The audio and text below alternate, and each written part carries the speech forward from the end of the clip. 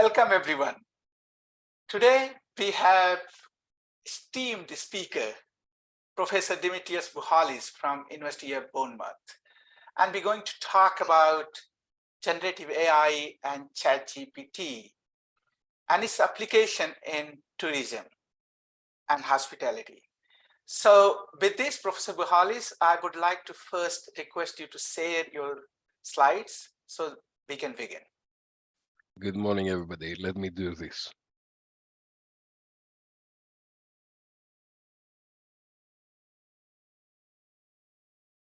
How about that?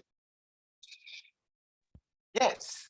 Thank you, Professor Buhalis. So just to give some background, recently a selection of collaborators came together, led by Professor Yogesh Trivedi, to write this paper, So What If ChatGPT Wrote It?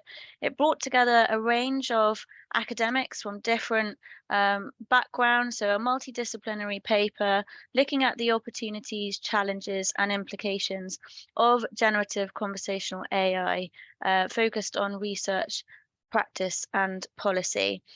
As one of our contributors to this paper, today we welcome Professor Dimitrios Buhalis to talk to us about his contribution. Okay, Emma. And if we go to next slide now, let me first again introduce Professor Buhalis. Obviously, many of us knows about him. He's a prolific author and esteemed speaker. Have spoken to various conferences and workshops and other venues. Professor Buhalis is Director of the eTourism Lab and Deputy Director of the International Center for Tourism and Hospitality Research at Bournemouth University Business School in England. He is a strategic management and marketing expert with a specialization in information communication technology applications in the tourism, travel, hospitality, and leisure industry. He is the editor-in-chief of Tourism Review and the editor-in-chief of the Encyclopedia of Tourism Management and Marketing. Professor Buhalis has written and co-edited more than 25 books and 300 scientific articles, and is recognized as a highly cited researcher by Clarivate Analytics. He is featured in the Stanford University's database of the world's top 2% of scientists with more than 61,000 citations and H index of 105 on Google Scholar. So as you can see, obviously very accomplished academics is Professor Buhalis. And we had obviously privileged to had his contribution in the paper on generative AI, particularly focusing on application of generative AI in tourism and hospitality management domain. So Professor Buhalis, with this, I invite you to talk about and give some highlights of your contribution that you have provided in the paper that is published in International Journal of Information Management. Thank you very much, Georgis, and great to be with you. And congratulations for your leadership in taking forward some of these emerging trends and getting us all involved to think so early about what are the implications of those things. And I have to admit that when you invited me over to submit to this publication, it was quite challenging because I had to think very hard what's going to happen, and especially at that time, very few people were talking about these things. We are all seeing the tsunami or whatever coming, but we very much had no idea on what's going to happen, and we still have no idea. I mean, one of the most interesting things in this industry with technology is that you never sleep. You're constantly looking into what's going to happen next, and you're constantly looking into how is that going to impact us. I'd like to very quickly go through a few slides to kind of water your appetite on how artificial intelligence is going to transform smart tourism, and when we say smart tourism, we talk about all the stakeholders who are traveling in any kind of transportation, any kind of travel, leisure, hospitality context.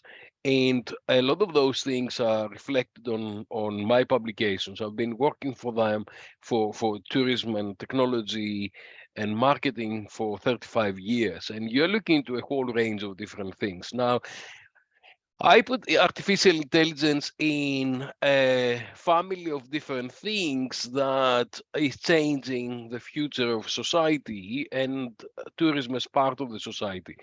And it's part of the future proofing of tourism on how can I prepare the tourism industry, travel industry, transport to be ready for all the changes that are happening. And this based on ambient intelligence, smart cities and smart tourism, artificial intelligence, robots, bots, autonomous vehicles, drones, and hybrid living and travel, what I call hybrid living and metaverse. All of those things are the things that occupy my mind right now, and looking into what's going to happen next.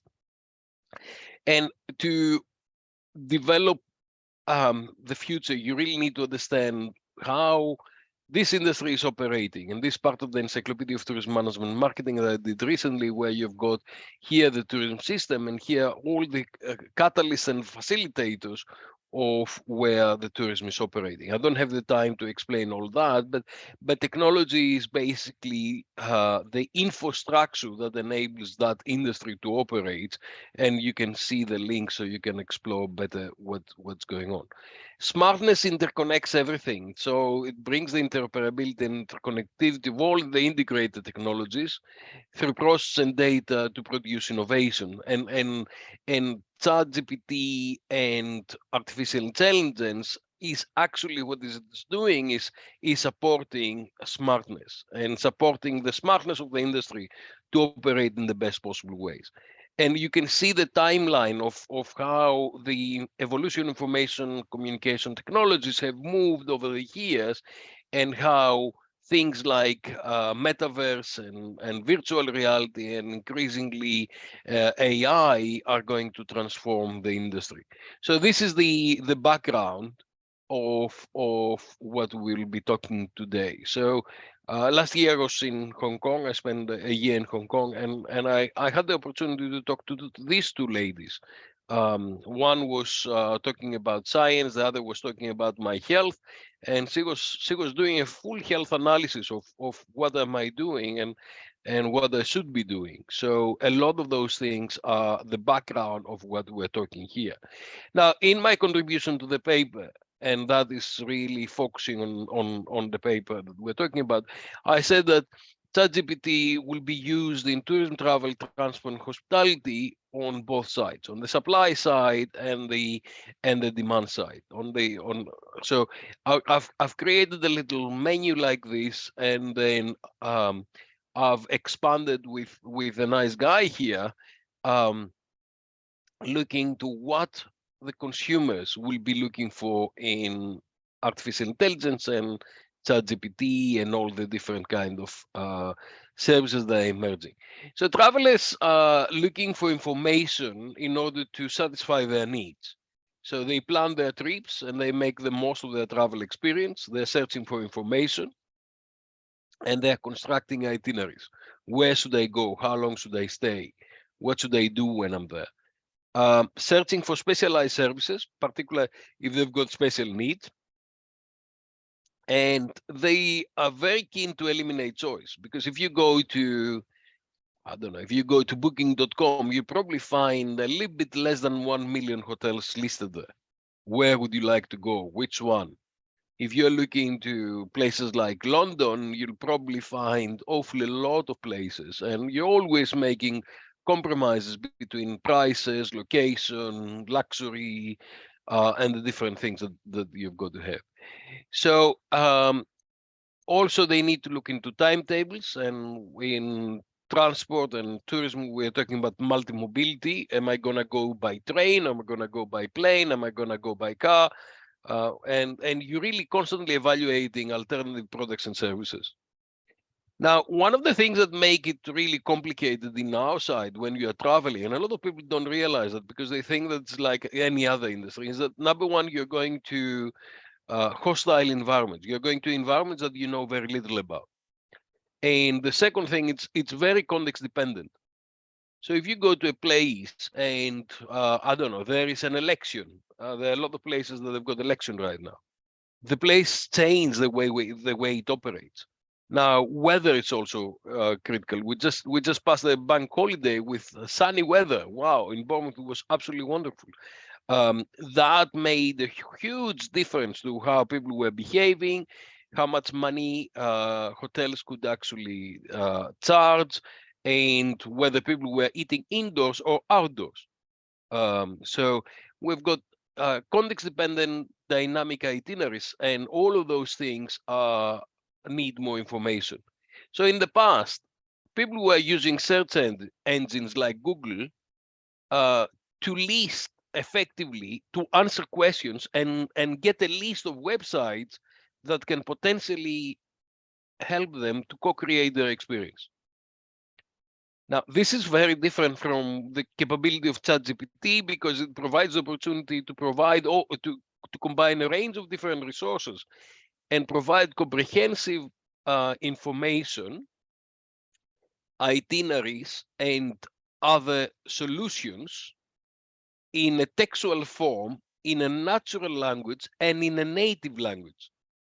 So it can the inquiry can happen in English, in Greek, in German, in Chinese, Mandarin, whatever language you would like to have. And I'm saying things like that they're evolving. So the more time that the systems operate, the more language they'll be including. So there'll be natural and native language, which it's unprecedented because in tourism that's a big barrier. If you would like to go to Greece, to Spain, to Portugal, you need to speak the local language in order to be able to get a lot of this information. And we all kind of use English as a translator in the middle, but quite a lot of information is only on the native language on the destination that you're going. Now, when you're looking into the tourism destination point of view, from the industry point of view, again, ChatGPT can assist all the different elements of the tourism industry to come together and face consumers and provide answers to inquiries about general information about the destination, the attractions. It provides travel recommendations for events and activities, assist with bookings and reservation inquiries, providing guests with information about availability, and assist with all the different ways that people will be looking to making their reservations. A lot of people have got disabilities, special interests, different preference, different abilities. So they'll be looking for specific information that may not be available out there.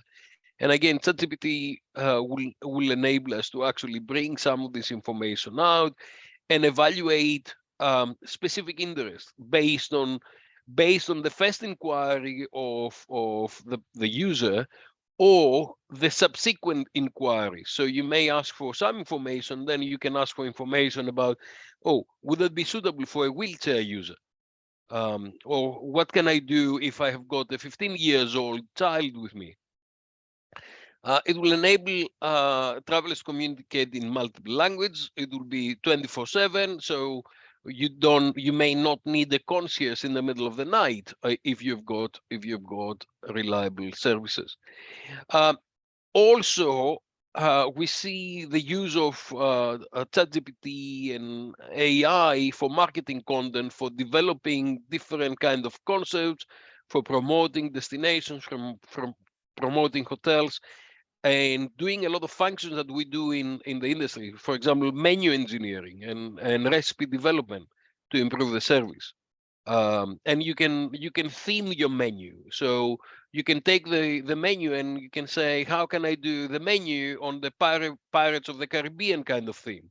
Or how can I get my menu and make it sound like an ancient banqueting in ancient Greece and things like that. So all of those things are enhancing and streamlining the operations and developing the tourism experience.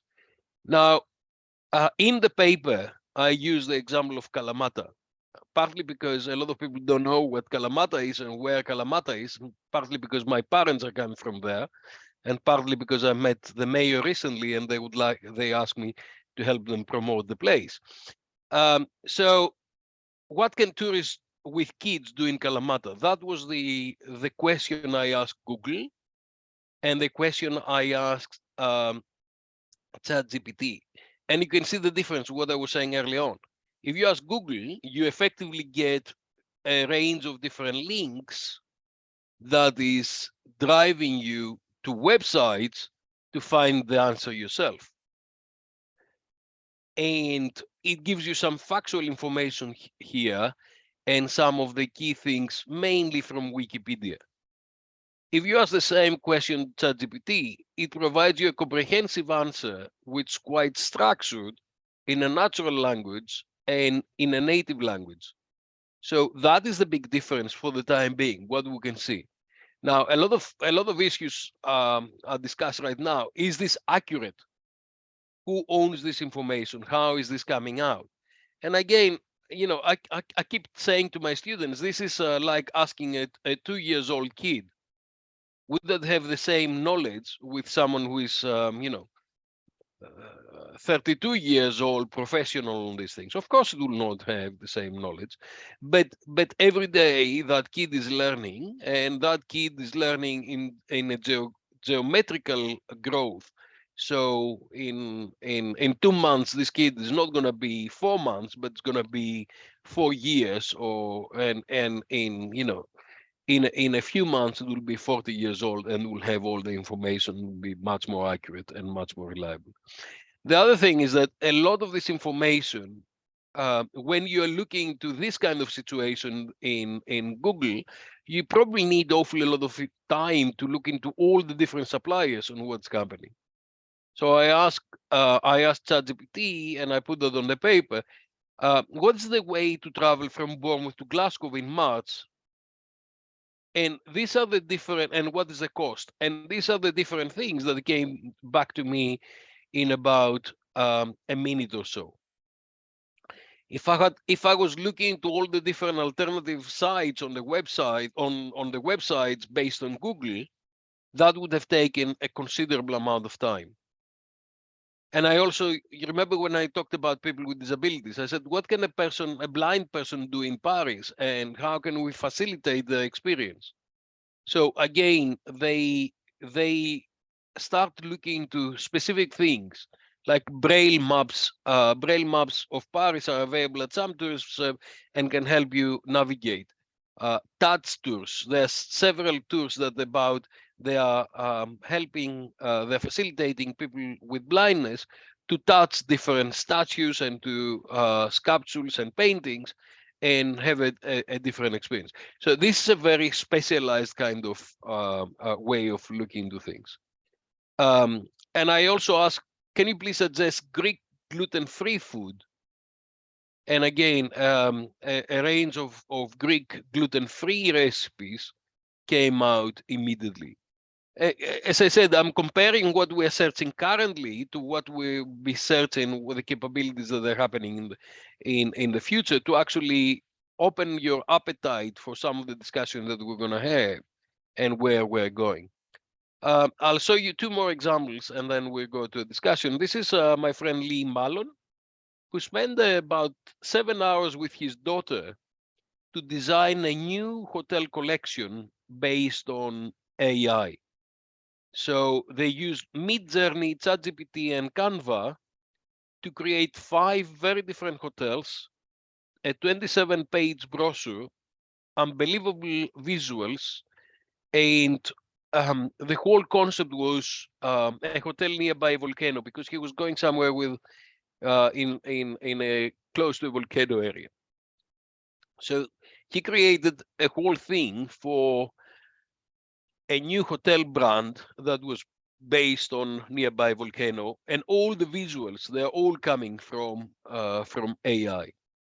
And this is a place called Parga in Greece, which another good friend, Christos Ditoras, ask about Parga in Greece in outer space. And a lot of those visuals were created instantly to actually demonstrate how Parga will be in outer space. That gives you the opportunity to do a whole range of different marketing things. So that's a very quick way of introducing you to the topic and the things that I've been discussing in the paper. And it's just the beginning. Currently, we are researching on 3 or 4 different angles of this to go a little bit deeper. And hopefully, Yogis will be accepting papers in his journal on the more detailed kind of developments that we're developing. Thank you very much. Thank you very much, Dimitrios. That was fantastic. Such a nice tour of different places and, of course, insights. Of course, lots of promise is there, Dimitrios. But one of the challenges that, you already mentioned, people says, well, what about if it's wrong? So you already mentioned about that. The kid is learning and it will not take too long before things will be quite mature. But what other challenges you see that ChatGPT and other generative AI might pose to tourism industry? I think I need to put a disclaimer here. I'm a technology evangelist. I'm an optimistic person. I only see the good things on things. So this is a standpoint in life.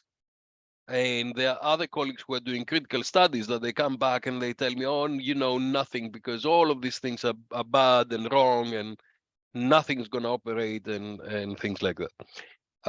So I tend to see the opportunities and I leave the challenges to other people because there are so many other people who will be critically evaluating everything and they'll find any problem to any solution. I provide a solution to a problem, not the other way around. So that's the disclaimer.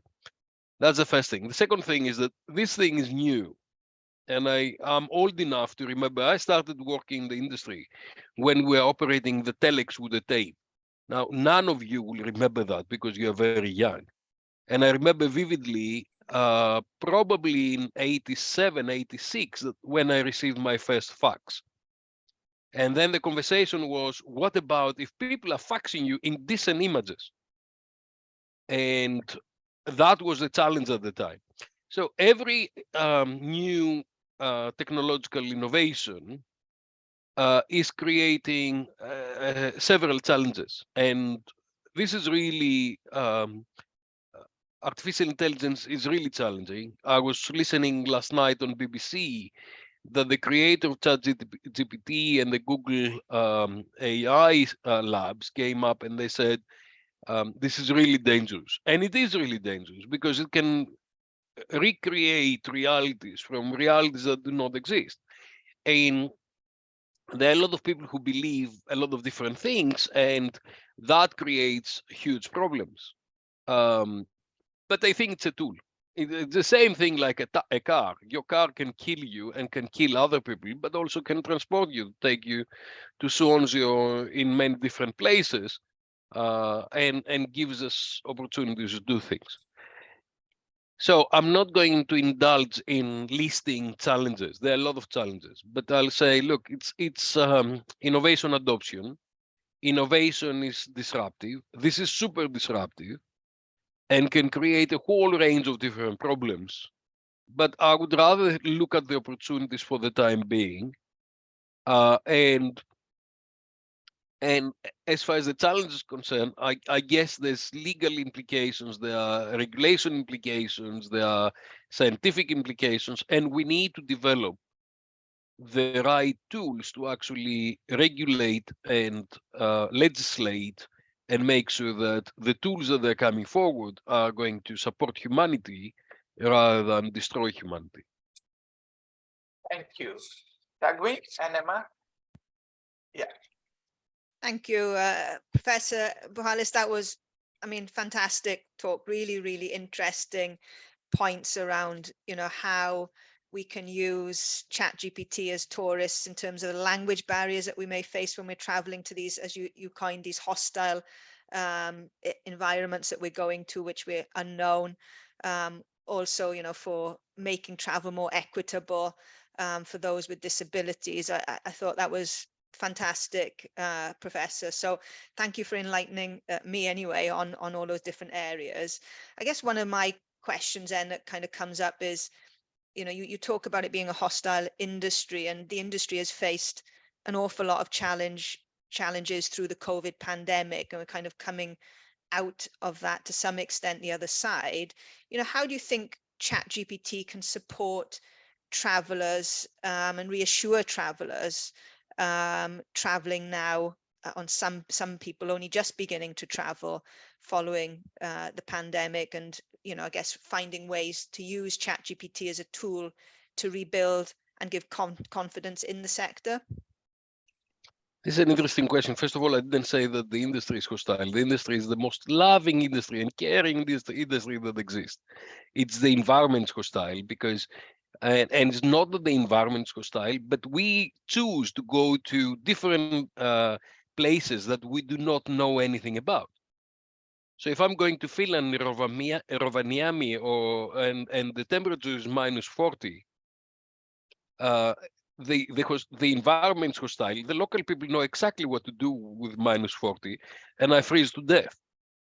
So we choose to go to places that they are different, and that's the attraction. The attraction is to go away from the boring life that we live every day, where we control everything, and we expose ourselves to different environments. You go to places where you can have sun. You go to Greece and it's 35 degrees, 40 degrees in the summertime. And we've got a lot of British people who turn up and they get burned because they don't understand the thing. They say, sun, wonderful. Yes, but you need to have the sun protection. You need to avoid being in the sun between 2 o'clock and 5 o'clock, have a siesta kind of thing.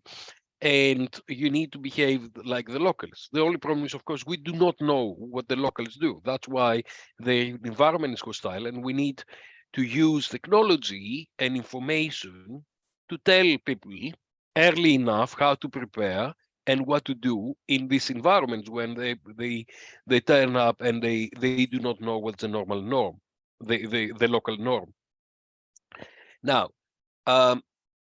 the tourism industry is coming out of COVID. Depending on where you are, you have come out in different spaces. I've started traveling again excessively, like I was before 2019. So I was in the US last week. The more west you go, the least you have seen the impacts of COVID. But last year I spent a year in Hong Kong, and the more closer you were to China and Asia, the more restricted you were in terms of COVID. So different nationalities and different cultures have dealt with COVID in very different ways. And now everybody would like to get out. As far as tourism is concerned in the West and the travel is concerned, we are almost out of it. I was probably the only person who was wearing a mask in the transatlantic flight between London and the US. And the US, I was definitely the only one. If I was flying into Asia, or if I was flying on a domestic flight in China, I guarantee you that everybody would have been wearing a mask. So I think there's look, ChatGPT and artificial intelligence cannot deal with everything.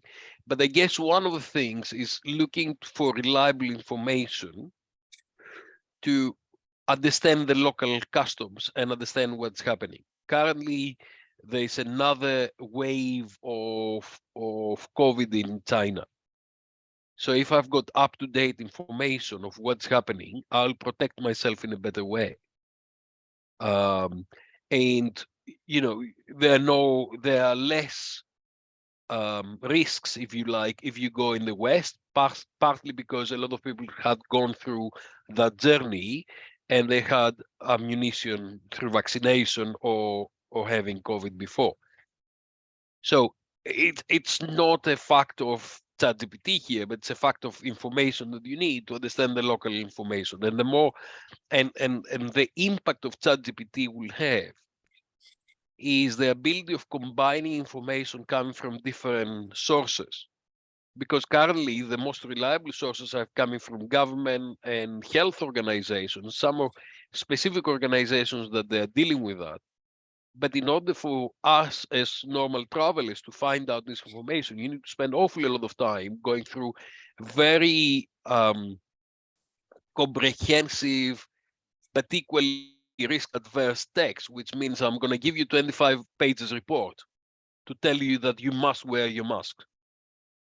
So hopefully what we'll do is this kind of tools will direct you to the information that you need to encourage you to take the action that you need to take cost efficiently, time efficiently, and in a way that you can operate in the best possible way.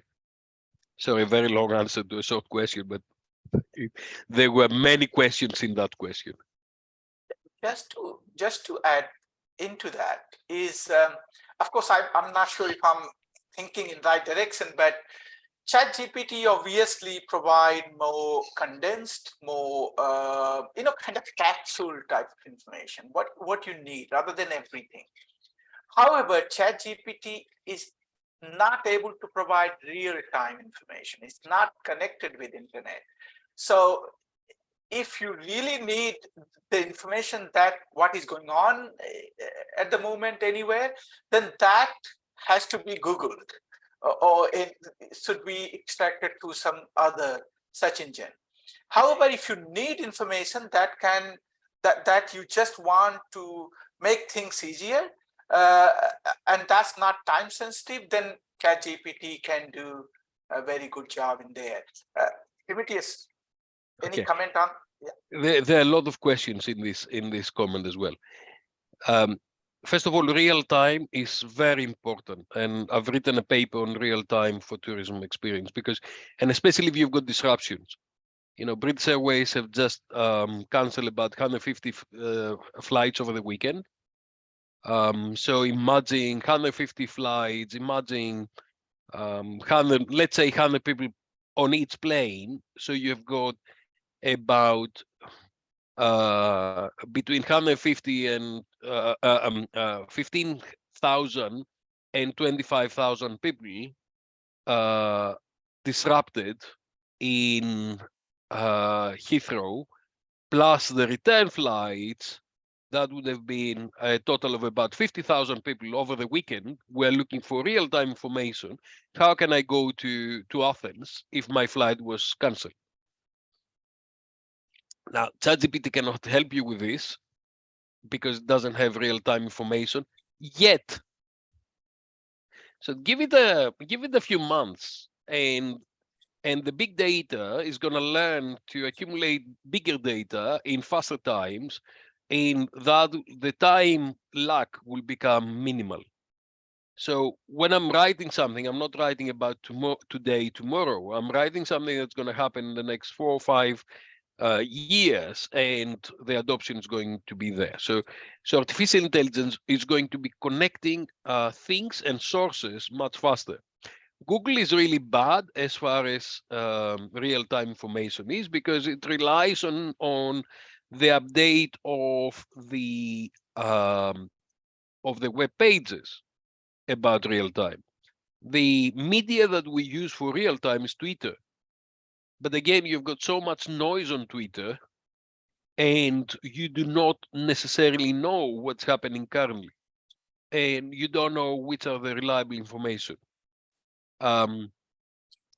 So those people who know what's happening, so I'm using Twitter a lot, but I'm going to the source of the information.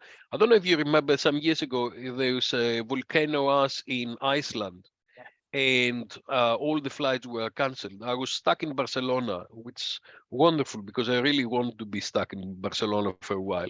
But my boss wanted me to be back in Bournemouth and do a major presentation. So I was constantly looking into the authority, the Civil Aviation Authority, that was bringing updates every 4 hours of what's going to happen.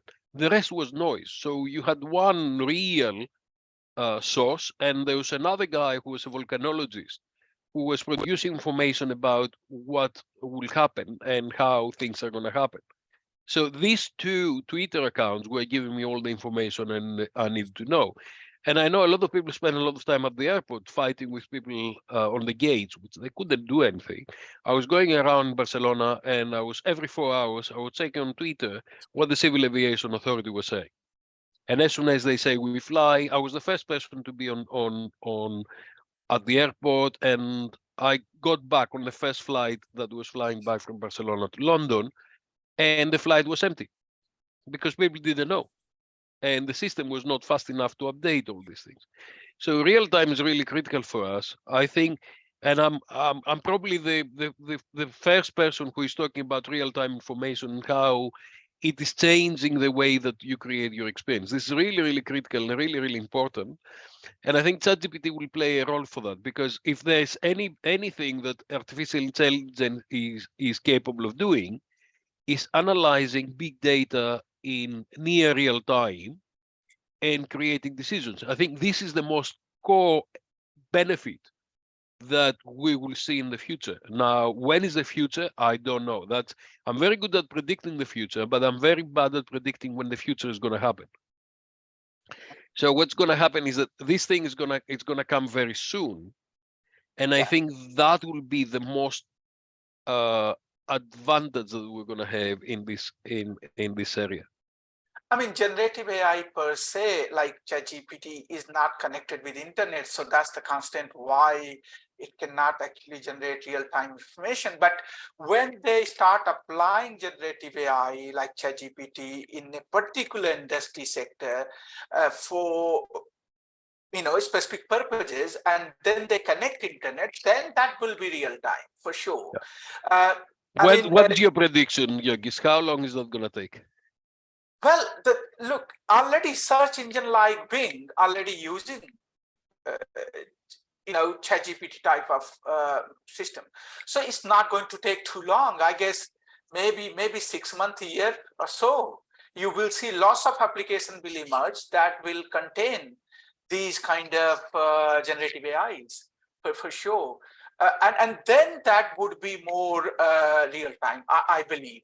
But I think the interface that we are using, OpenAI interface, that is how long that will take to be connected with the internet. I'm not very sure, because that has huge implications if they connect everything with internet. So I think that's the direction of travel, whether we like it or not. That is where we are going to. And then the next stage is proactive and reactive. The next stage is where we will say, look, your flight or your train is cancelled, but I reroute. I don't expect you to come and wait for 3 hours to speak to a person to change your ticket. I've already rerouted you to go that way, and that will be the most effective way, the least distractive way, and the way to improve your experience. And I think that is where it's going. When it's going to happen, I think it's going to happen very soon. I think so as well. I mean, it's not going to take too long. Maximum a year or 2 years. The travel agencies and travel and tourism industry will be using this technology to develop their own system, which will provide this kind of functionality. Now, you said travel agency. Sorry, travel and tourism industry. So a lot of these things are very disruptive. Will we have travel agency? I was wrong in the 90s. I was predicting the death of the travel agents because the internet will take everything away, and it happened. So APTA, the Association of British Travel Agents, had about 10,000 members in 1990. And now I think there's got half of this number. But equally, so this was what we used to call disintermediation. You go directly to the producer, the principal. But what's happening now is you've got re-intermediation. You've got so many new intermediaries that they've changed the way that they operate. So a lot of these technological developments will bring disruption in the market. So you'll have disintermediation, a lot of intermediaries, and a lot of the players that are out there right now are going to move and they're going to lose. And a lot of new players that we have no idea who they are will be emerging. Booking.com didn't exist a few years back. Expedia didn't exist a few years back. And now there'll be new players that will be coming. They'll be more specialized and they'll be using a lot of those things to interconnect. And some of these new intermediaries will be much more focused and much more specialized. You know, I keep talking about disability because I've been working on accessibility for a long time. So if you're a disabled person, you need to have a whole range of different information that you are a capable body person. And depending on your disability, you'll have different requirements to make a place accessible. So having a lot of tools like that will enable us to connect those people who have got the knowledge with those people that they've got the demand to facilitate the experience. And I think that's the beauty of what is coming forward. But a lot of people need to be prepared to be disrupted. Travel agents, one of them, but everybody in this industry will feel somehow disruptions. Yes, I mean, I agree. I guess that the speed of impact might differ because the confidence, so for example, type of information being produced now, people may not have full confidence by themselves by reading those information. That's why we still probably need travel agents for some time, because they would have domain knowledge. So they can obviously, they might also use ChatGPT to generate same information, but they also know the place. They also know the area where they're going to send the client. So that might be the things. But You're right. Sorry. And that was proved during the COVID period. Because and all the major disruptions and the crisis we have, people are going back to travel agents because they need a professional to sort out their mess. And you know, if it's a simple travel to a place you have been before and everything, people were confident that they can do it themselves. And the minute that this disruption happens, and where you had refunds, rerouting, all kind of things, then you need the professional. But the question is, how do you pay the professional? So people start realizing that if someone has got the knowledge and they're going to spend 2 hours sorting out your life, there's a cost to this, and that's what they need to be prepared to pay. But again, the tools will the ChatGPT and the artificial intelligence tools will bring a whole range of new tools both to the professionals and to the consumers. Because when Google came along, a lot of the consumers had more information from the professionals because the professionals had not modernized enough. So this disruptive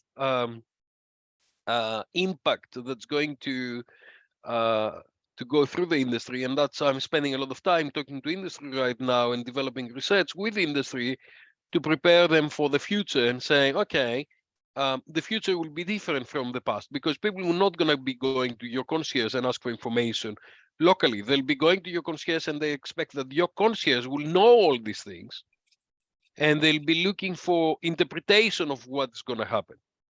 And that's a very different or critical action or suggestion that what the machine cannot do in tourism is empathy. So as a tourism professional, when you come to my reception, when you come to my desk, I know immediately what you need. I know better than you do. This is a lot of people don't realize. Most of the tourists do not know what they want. They go somewhere. The most typical thing is family. They say, we would like to go away as a family. Most of the divorces happen when you go on holiday, when you come back.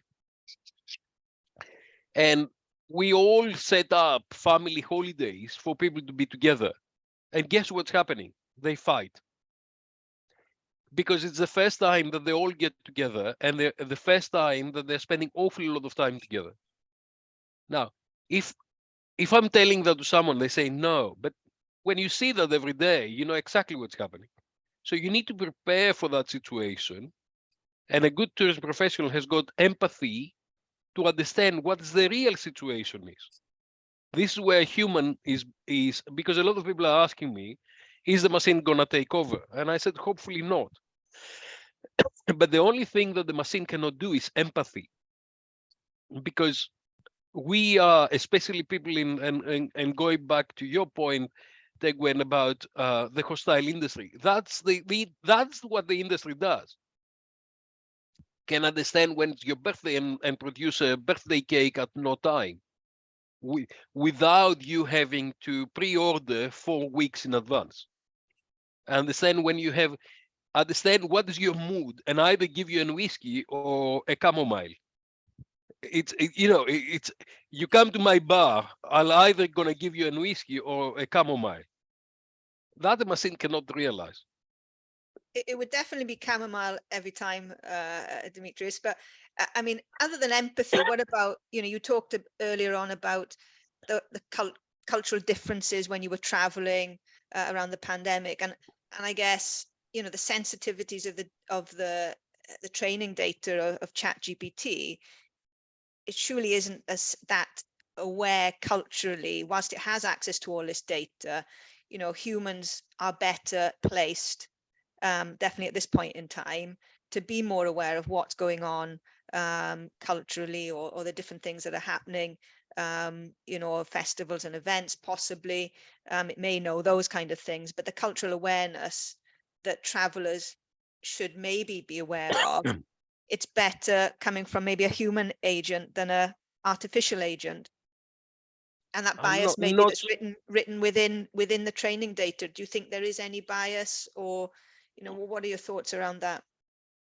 It's a tricky question, and it's a difficult question. I'm not sure I know the answer, but we always assume that the humans know best. And don't forget that in tourism, we're primarily doing intercultural stuff. So when I go to a Korean hotel in the middle of Korea, if you go to Seoul, normally in a 5-star hotel and an international brand, they'll speak English. If I go in the middle of Korea, in a regional town and a local hotel, I can guarantee you that they have no idea culturally who I am, what's my background, and what do I need. And I'm talking from experience. I'm not talking from, in China, so many times I cannot speak Chinese, obviously, and the Chinese tourism providers may not understand what I need. Some of them they understand without the language, and some of them, of course, are very fluent. It's a very it's a very intercultural kind of thing, and it's very contextual kind of thing. So I don't think it's either or. I think what's going to happen is a combination of different things. So if I'm in Korea and I cannot understand something, I either use Google Translation to understand, or I use one of these services to call a Korean friend and say, okay, what I'm trying to do is that, or can you order food for me in Korean, because the waiter, I cannot communicate with the waiter. So I think a lot of people are kind of looking to a polarized kind of thing. It's going to be human or machine. I think it's going to be human with machine, hopefully, in tourism. What I don't really like to happen is that it's machine to machine. That is when it's going to become really complicated. When my machine, my profile, communicates with the profile of the service provider. So imagine I'm going to a Marriott hotel, and actually it can be a beneficial. Marriott hotel should know what is my preference. I would like light to come into my room, but I would like a very dark blind, so I do not wake up.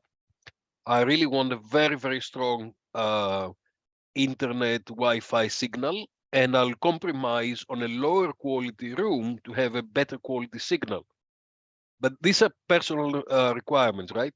So the minute that my machine communicates with their machine that this is what Buhalis needs, then you've got a more satisfied customer.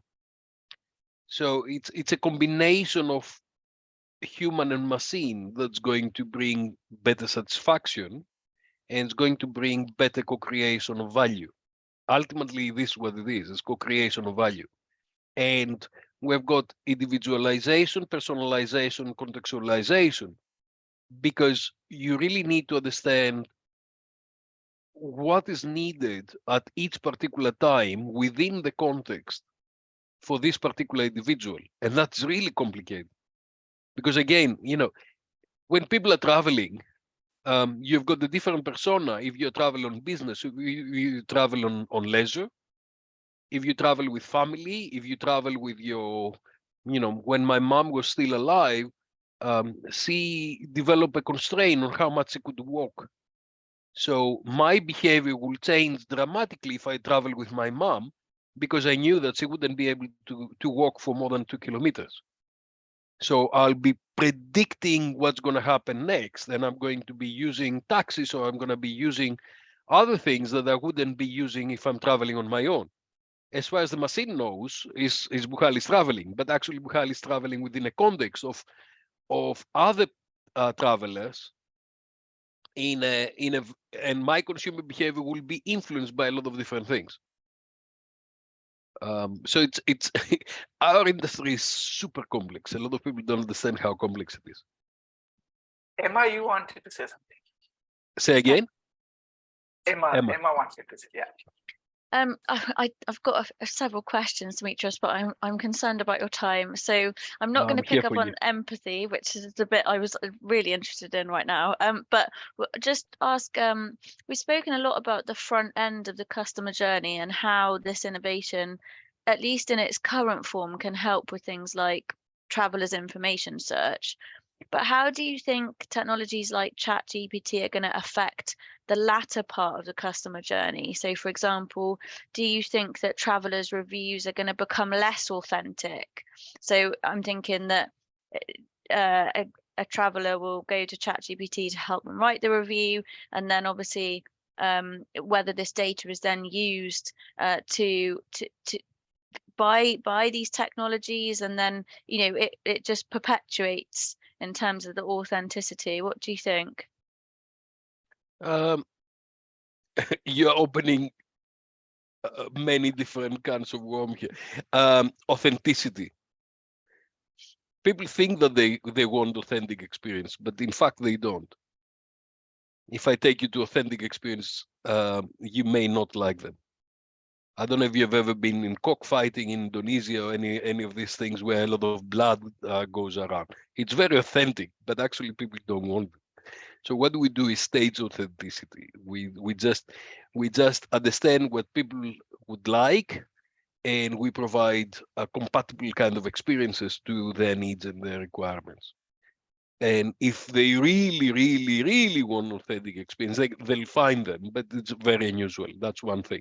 Second thing is what's gonna ChatGPT about reviews and writing reviews with ChatGPT. I haven't thought about this. Um, Normally reviews are written for two reasons. And both of them are polarized reasons, is the two extremes. Either you are very satisfied and you like to give praise to people.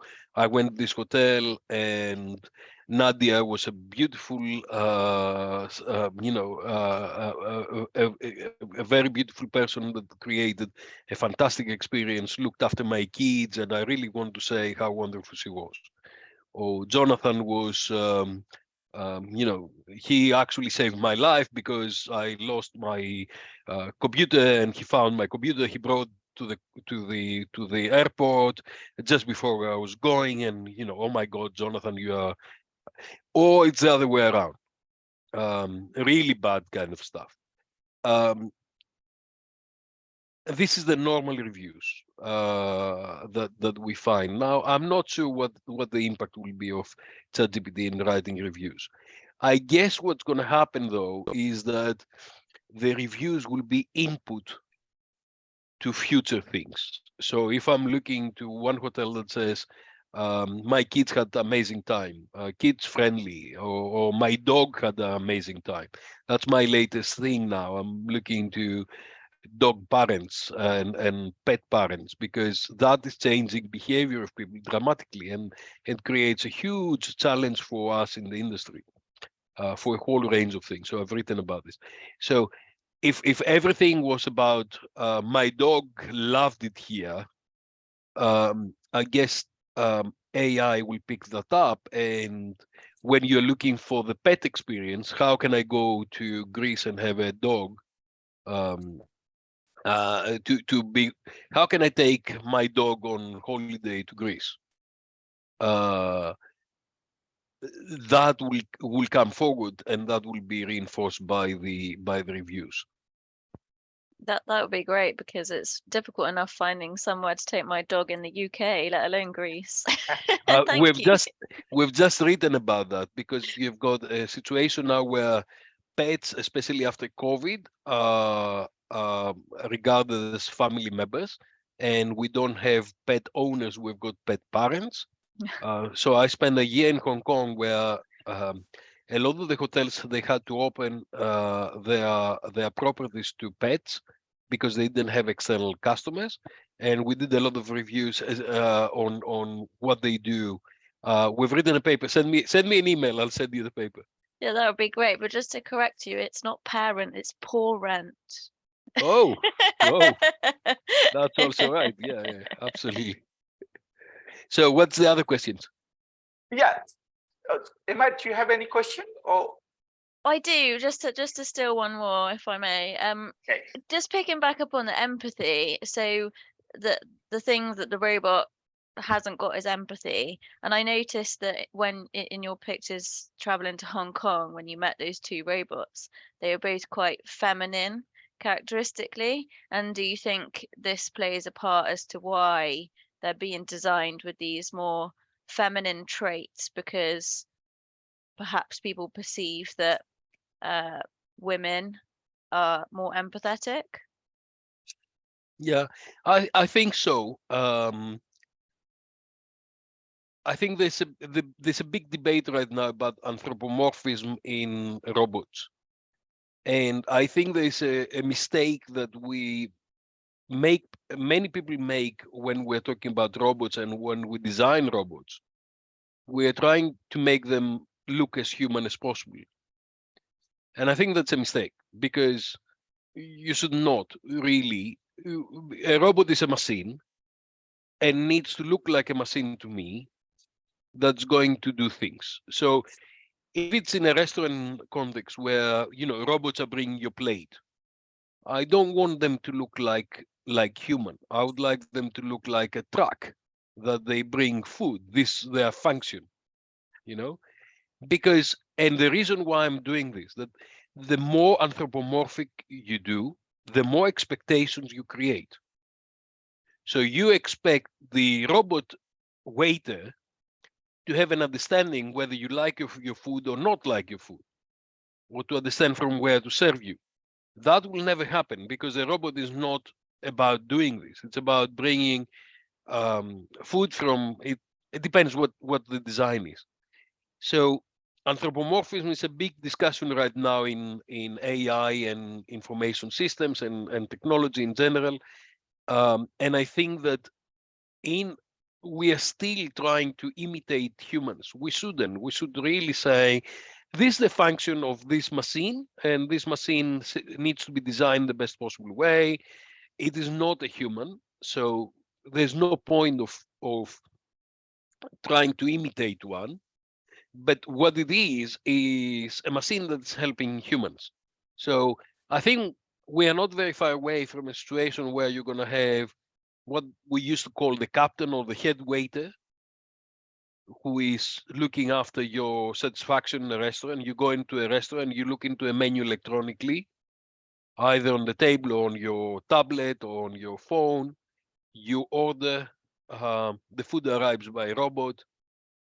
Then you've got a little assistant who is actually helping you from the robot to go into the table, or you take your food from the you take the food from the robot.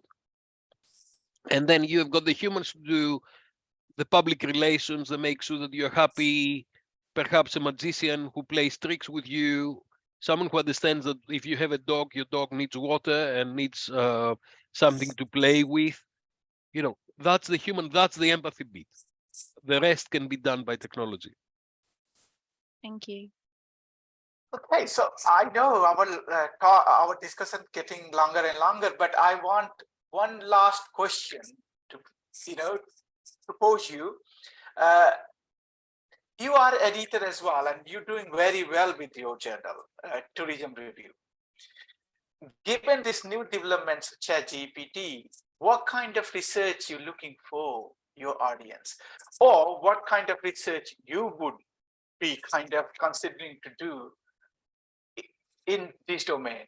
Basically, generative AI applications for tourism, hospitality, and other related areas. Thank you. We just published a paper on ChatGPT on Tourism Review, and I've gone through a very fast reviewing process. We accepted within 2 weeks by getting 3 rounds of improvements, because there's a lot of interest right now, and a lot of people would like to read things like that.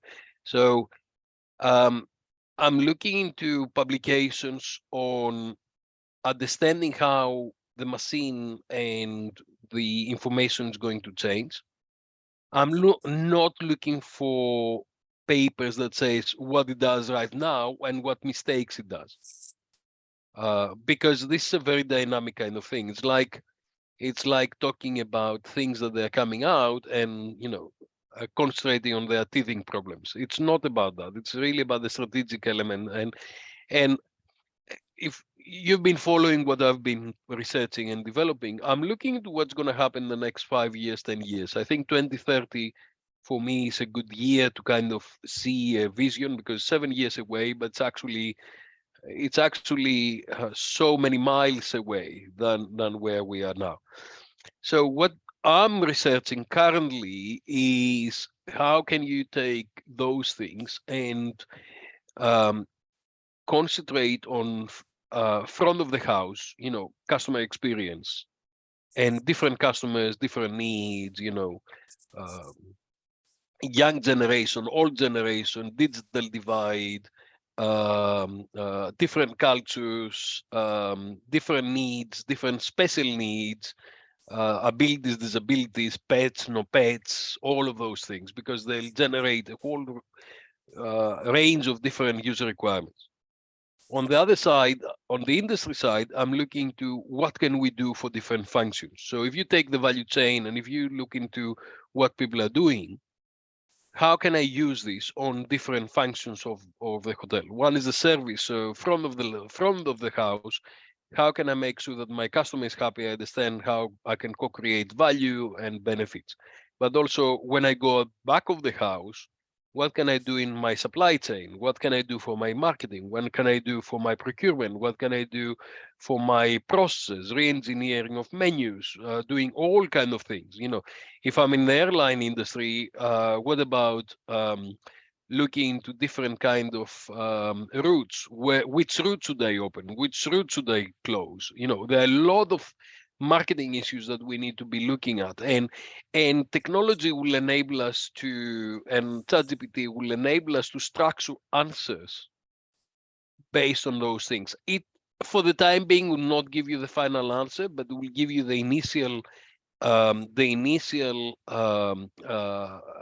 supply of data to start digging in and make sure that you're looking into things.